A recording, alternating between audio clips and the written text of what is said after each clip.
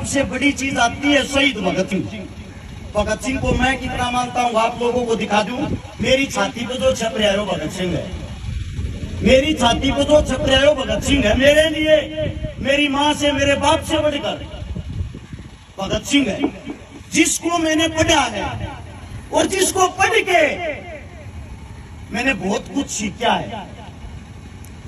आप लोगों ने इस भगत सिंह से क्या सीखा है, ये सवाल मेरा सबसे रहेगा, लेकिन ये बाद में पूछूंगा। पहले आप लोगों को बताता हूं शहीद आजम भगत सिंह कौन था। सिर्फ और सिर्फ आप लोगों को उसके जीवन के आखिरी 12 घंटे बताऊंगा। जो उसके जीवन के आखिरी 12 घंटे थे वो उस इंसान ने कैसे बिताए थे। 23 मार्च का दिन था 1931 में, हम गुलाम थे और उस दिन रात को जोरदार आंधी आई थी। जब जोरदार आंधी आई, सवेरा निकला। सवेरा निकलने के बाद ठंडा मौसम था, जो मौसम हाल फिलहाल का है।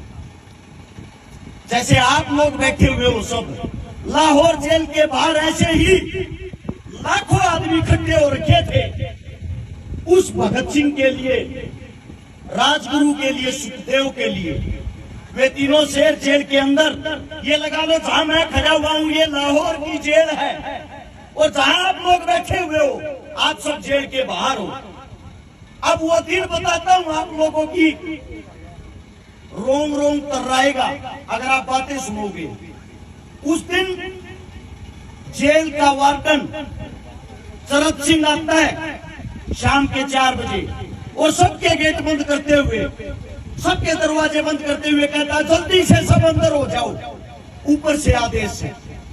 उसी जेल की 14 नंबर कोठड़ी में शहीद आजम भगत सिंह, जिसकी जो जेल की जो कोठड़ी थी 6 बाई 8 की, 6 फुट चौड़ी 8 फुट लंबी, उसके नीचे कच्ची हरी हरी घास उगरी, उसके अंदर शहीद आजम भगत सिंह, जिसका कद 5 फुट 11 इंच, जिसकी कमर का साइज 27, जिसकी छाती का साइज 32, जिसके पैर में जूता आता था 7 से 8 नंबर का।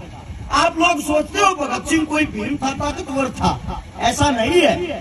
अंदाजा लगा लो वो कैसा हो। जिस वक्त उसकी फांसी का टाइम था उस वक्त उसका वजन था 62 किलो, और जिस वक्त वो जेल के अंदर गया उस वक्त उसका वजन था 57 किलो। अब गौर करने की बात सुनना, भगत सिंह कौन था, भगत सिंह की क्या विचारधारा थी। जब शरद सिंह उस गेटों को बंद करते हुए आता है, उसके बाद आता है बरकत नाई, जो जेल का नाई था, जोर जोर से आवाजें निकालते हुए, रोते हुए, ओए मेरे भगते को मार देंगे आज, ये गोरे लोग मेरे भगते को मार देंगे आज। सबको पता लग गया कोई न कोई अनहोनी होने वाली है। इतनी देर में सरदार जी का वकील आ जाता है, प्राणनाथ मेहता। वो भगत सिंह को कहता है सरदार जी आपको फांसी होनी थी कल सुबह 6 बजे, लेकिन ये लोग आपको आज ही फांसी देना चाह रहे हैं, ये इतने भयभीत हो गए हैं, इतने डर गए हैं। भगत सिंह बोला मेरे को फांसी की चिंता नहीं है, मैंने एक किताब मंगाई थी, वो किताब लेके आए।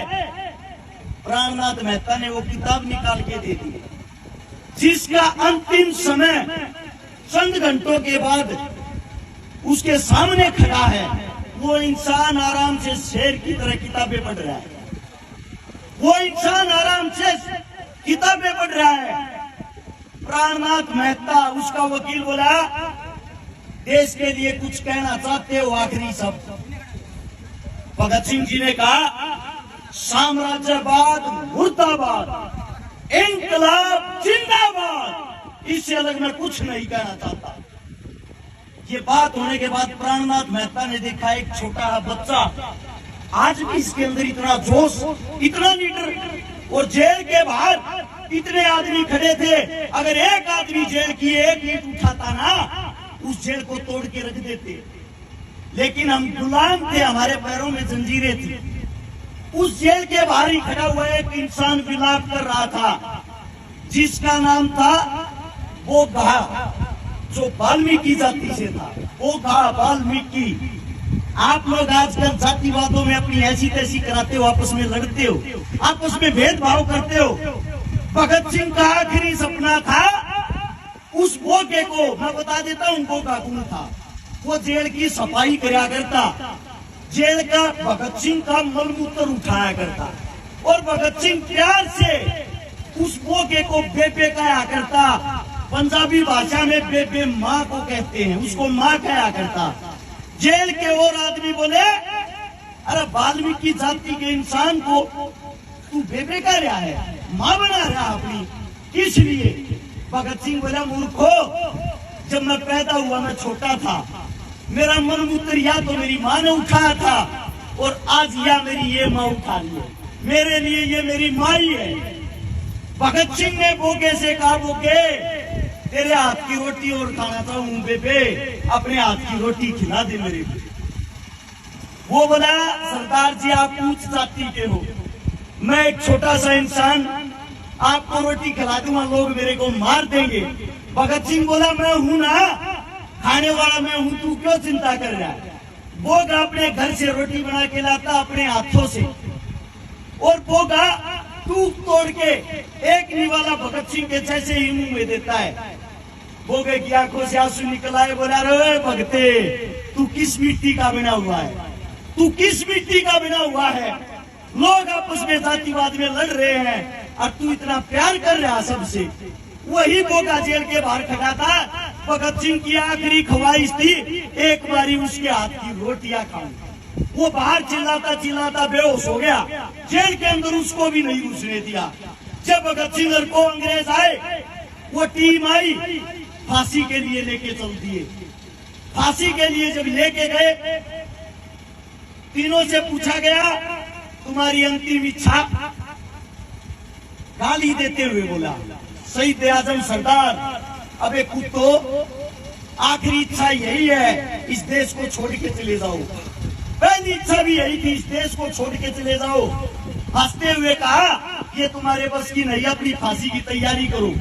7:28 पे उन योद्धाओं को फांसी के फंदे पर चढ़ाया जाता है। 7:33 पे उनकी फांसी पूरी होती है। उस 5 मिनट के दौरान जब ये पूछा गया, तुम्हारे में से सबसे पहले फांसी के फंदे को कौन चूमना चाहेगा? एक ऐसा पागल था जिसका नाम था सुखदेव। उसका कहना था, मैं देश के लिए एक बार मरना चाहता हूँ। सुखदेव ने हंसते हुए कहा, सबसे पहले फांसी के फंदे को मैं चूमूंगा। पहले सुखदेव का नंबर, फिर भगत सिंह का, फिर राजगुरु का। बाहर उसकी माता जी खड़ी थी। उसकी माता जी ने कहा था, बेटा, जिस फांसी के फंदे को तू अपनी दुल्हन कहता है, जब वो तेरे गले में डला है, तेरी आवाज मेरे कानों तक सुनाई देनी चाहिए। ये बताया जाता है उस वक्त भगत सिंह ने इंकलाब जिंदाबाद का नारा इतने जोर से लगाया था, बाहर खड़े 1 लाख आदमियों को साफ सुनाई दिया था। उनको मृत घोषित करके हमारे देश के जवानों को, हमारे देश के क्रांतिकारियों को उनके टुकड़े टुकड़े कर दिए। उनके टुकड़े टुकड़े करके सोचा, इनको जेल के अंदर चलाओगे, बाहर पब्लिक को पता लग जाएगा। बाहर से ट्रक मंगा लिया, ट्रक मंगाकर उसके अंदर बोरियों में बांध के उन लाशों को बदतमीजी के साथ बनाया गया, और पिछली जेल की दीवार तोड़ के वहां से निकाल के ले गए सतलुज के किनारे। सतलुज के किनारे जब लेके गए, वहां के गांव जाग गए और उन अंग्रेजा हमला बोल दिया। आधी कच्ची जो लाश थी उसको वहां से वापस निकाल दिया, जिनका पूरा शरीर जला नहीं था, अंतिम संस्कार हुआ नहीं था। उसको निकाल के अगले दिन की जब सुबह होती है, सबको पता लग जाता है हमारे बीच भगत सिंह, राजगुरु, सुखदेव नहीं रहे। वो लाखों आदमी उनके अंतिम संस्कार में काले कपड़े पहन के, काली पट्टी हाथा को बांध गए, काले झंडे हाथा में लेकर उन तीनों की लाशों को लेके, उन तीनों की लाशों को सोच के देखो, एक अधजली लाश को तीनों लाशों को भगत सिंह की मां के पास था। भगत सिंह की मां जिसको अपनी गोदी में ले रही है, भगत सिंह का पिताजी सरदार किशन सिंह, उन तीनों बेटों को अपनी गोदी में उठाए हुए हैं। वो मंजर कैसा होगा? उसको लेके अंतिम संस्कार के लिए जब जाते हैं, उनका अंतिम संस्कार हिंदू और सिख दोनों रीति रिवाजों के द्वारा किया जाता है। वहां पे लेकिन सबसे पहले जो नवज पढ़ता है, नवज पढ़ने का काम किया वो मौलवी ने किया। उसके बाद ब्राह्मण ने उनके अंतिम संस्कार का क्रियाक्रम किया। और एक आज का समय है जो हमें एक करने के लिए इस देश को छोड़ के चले गए, जिनकी लाशों का बदला आज तक नहीं लिया गया, आज तक उनको शहीद का दर्जा नहीं मिला, आज तक उनका कहीं जिक्र नहीं होता, आज तक कोई भी पार्टी उनके विचारों पे नहीं चल पाई। उनके सबसे पहले विचार थे, हम सब एक हैं, हम सब इंसान हैं, कोई भी सरकार आए आप लोगों को हिंदू मुसलमान जातिवाद में बांट के, धर्मवाद में बांट के बढ़ाती रहेगी, आप लोगों का फायदा उठाती रहेगी। मैं आप सभी साथियों से पूछना चाहता हूं, आज इस वक्त लिम्पी नाम की बीमारी चली हुई है। सबको पता होगा हमारी गौ माताएं कैसे तड़प तड़प के मर रही है। भाजपा सरकार, कोई पार्टी वाला बैठा हो भाई बुरा मत मानना, बात को समझना और सुनना। भाजपा सरकार जब 2014 में चुनाव लड़ने आई, उन्हें कहा था गौ माता की रक्षा हम करेंगे। उन्हें करी भी गौ माता की रक्षा। कैसे करी? भारत 20वें नंबर पर था गाय का मीट बेचने में, जिसको बीफ कहते हैं। आज भारत 3रे नंबर पर है। या रक्षा करी, जितनी गाय पहले कटती थी उससे 3 गुना बढ़ गई।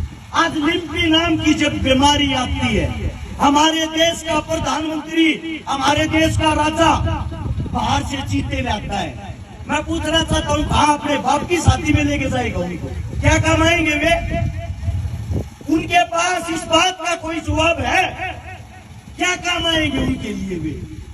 हर जगह बस उनको एक ही काम है, इस लोगों को आपस में लड़ा दो, भिड़ा दो, हिंदू मुस्लिम करा दो, उसको उसका दुश्मन बना दो और तुम राज करते रहो।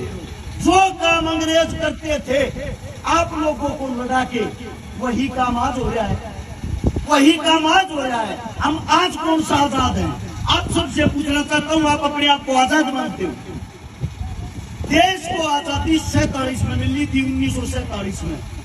उसके पूरे 4 साल बाद 1951 में शहीद चंद्रशेखर की माता जी की मृत्यु हुई थी, देहांत होया था। चंद्रशेखर की मां, नाम देखो कितना बड़ा, देश का क्रांतिकारी योद्धा, उसकी माता जी की मूर्ति तक नहीं लगने दी थी आप लोगों की सरकार ने, आप लोगों के प्रधानमंत्री ने। पता है क्यों? इसलिए अगर इसकी मूर्ति लगी, लगने के बाद इनकी क्रांतिकारी विचारधारा फिर ऊपर आ जाएगी।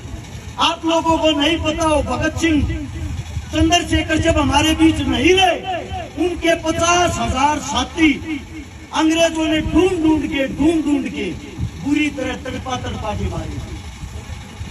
वही हालात आज हो रखे हैं। जब आप लोगों के पास में आपका कोई साथी तड़पता है, आपकी गौ माता बुरे तौर से जूझ रही है, कहाँ चले गए भाई आज वे गौ रक्षक? वे गौ रक्षक जो पार्टियों में, उनकी बातें कर रहा हूं मैं, इनकी नहीं। ये जो सदैव अपना कार्य करते आए, जो आज भी संभाल रहे, मैं हर एक पार्टी की बातें कर रहा हूँ। कहाँ है वे पार्टियां? कहाँ है उन पार्टियों के MP MLA? सिर्फ क्या उनको राजनीति करने के लिए और वोट मांगने के लिए गायें याद आती है? कोई मुद्दा बनाना हो, भाई भाई से लगाना हो, तभी गौ माता को उठाना आएंगे। हर टीवी चैनल पे 3 दिन से ये चल रही है खबर, आज चीते ने इतना भागा, आज चीते ने इतना भागा, आज चीता इतना दौड़ा। क्या काम आएगा वो चीता?